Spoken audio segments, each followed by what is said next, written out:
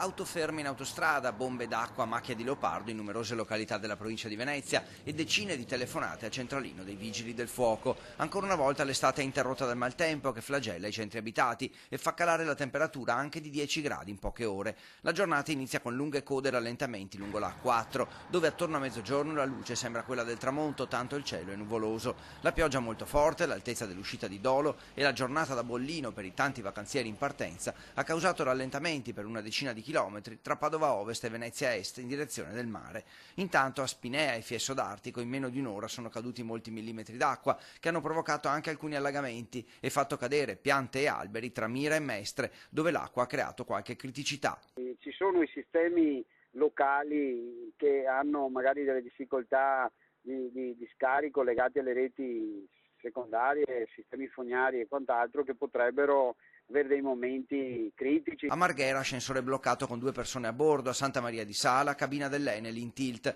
Cade un albero anche sulla rotatoria di Imbocco della Romea, ma il tronco più grosso, che ostruisce il passaggio di un'abitazione, si abbatte in via Natisone a Mestre.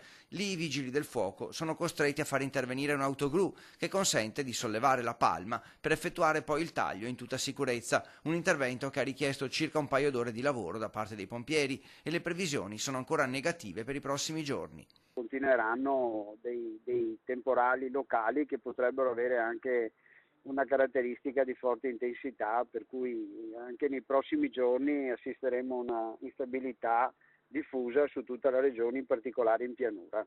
Quanto all'estate vera, con impossibilità di avere previsioni del tempo attendibili oltre i 3 giorni e vista la situazione attuale, non è ancora chiaro quando e se si potrà parlare di tempo stabile e soleggiato.